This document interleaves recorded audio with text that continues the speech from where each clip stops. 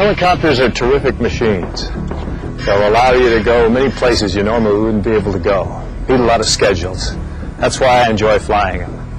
But like any machine, there's a right way and a wrong way to use it. You've all heard the phrase contributing factors. Most often this means a number of events can occur which would put a flight in harm's way. Sometimes these events, weather for instance, can be unpredictable or unavoidable. But more often than not, at least some of these events are the results of bad decisions made by the wrong person and maybe for the wrong reasons. Let me tell you a story.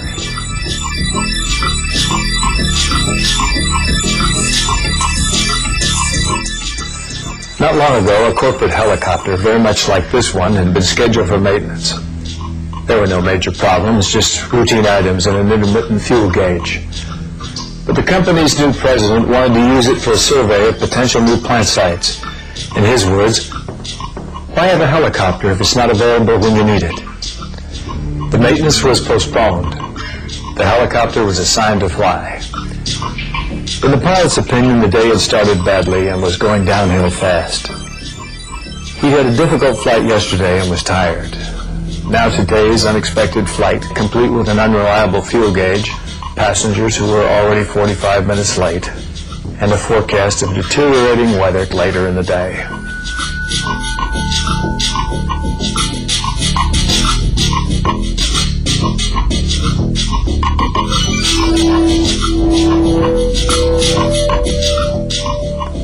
When the executives finally arrived, the CEO wanted to go right now. It was his first helicopter flight. He was nervous and in no mood to be told anything by anybody, particularly about fuel gauges. He summed it up as, we either have fuel or we don't. If we don't, get some. We are behind schedule. Things didn't improve when the pilot discovered he was expected to fly to the locations to be surveyed from descriptions in an engineering report and a local road map, neither of which bore any resemblance to his aeronautical charts.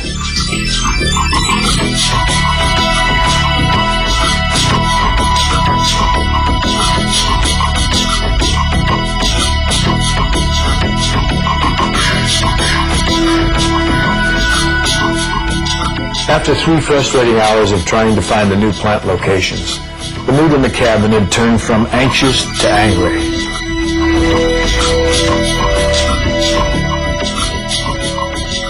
As predicted, the weather had started to deteriorate. Fog and rain were moving into the area, and things reached a peak when the pilot was unable to communicate with the company dispatcher. That was that. The CEO was quite clear. The locations are no damn good, helicopters are no damn good, and you people have cost me a whole day. Forget about going back to headquarters. Take me to our Glendale assembly plant now. Since Glendale was located in the general direction of the worsening weather, the pilot would have normally suggested diverting to an alternate landing site. But from the tone of the CEO's comments, he suspected that would not be acceptable. So the subject of a different destination was never broached. Besides, he had his hands full trying to figure out exactly how to get to the assembly plant. And with the unexpected diversion, fuel was beginning to be a concern.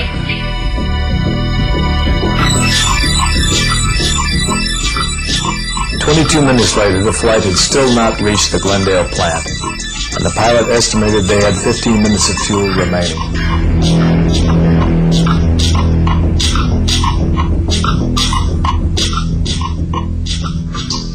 Ten minutes later, air traffic control received this message. Mayday, mayday, mayday, November 202 Sierra X-ray, inadvertent IFR. It was the last transmission. Are helicopters inherently dangerous? Of course not. This situation should never have happened. Let me make it clear that the ability and judgment of the pilot are not in question. The company's operating procedures are. They placed the pilot in a position that was both perhaps beyond his own ability and the ability of his equipment. Let's look at the facts.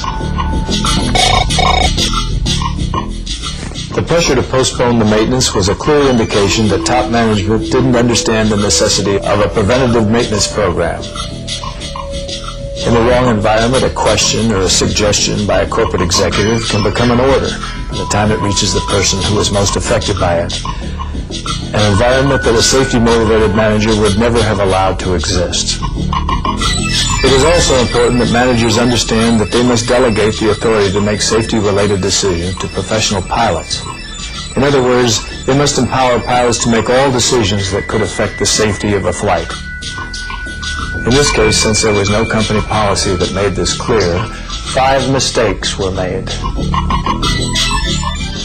First, the pilot was briefed on their original destination from material not intended to be used for navigation. If he'd been notified in advance, a proper flight plan could have been prepared. A mistake that became even more significant when the CEO ordered the unexpected en route diversion to the Glendale assembly plant. Second, the go determination may or may not have been a mistake. However, when it became a management decision, the pilot was pushed to take off with a fuel gauge he wasn't certain he could depend on.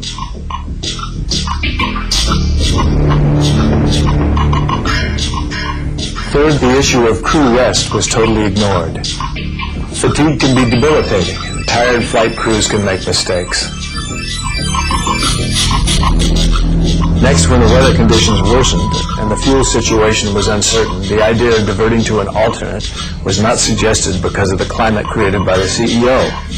A situation that developed because the pilot was intimidated by an over-aggressive executive who had neither the background or the knowledge to make a reasoned decision. A man who made time, not safety, the primary consideration. Finally, although the pilot was instrument qualified and the helicopter was equipped for instrument flight, he may not have been confident of his ability. Corporate management can contribute to a safety-oriented operating environment by ensuring that pilots have access to recurring training necessary to stay on top of current instrument procedures, navigating procedures, new techniques, and new equipment. As I said before, the situation was an accident looking for a place to happen. But if there's one thing I'd like to impress on you, most accidents don't need to happen. The bottom line is every flight has a chain of events that ultimately determine its success or failure. And any executive pressure to manage a flight, even if only implied, can have serious consequences. Corporate executives must not be the weak link that put a flight at risk by imposing requirements that exceed the capabilities of the pilot or the aircraft. It's up to you to take the responsibility for creating a safety program that emphasizes the goal of 0 accidents. Remember, safety starts at the top, in the vertical dimension.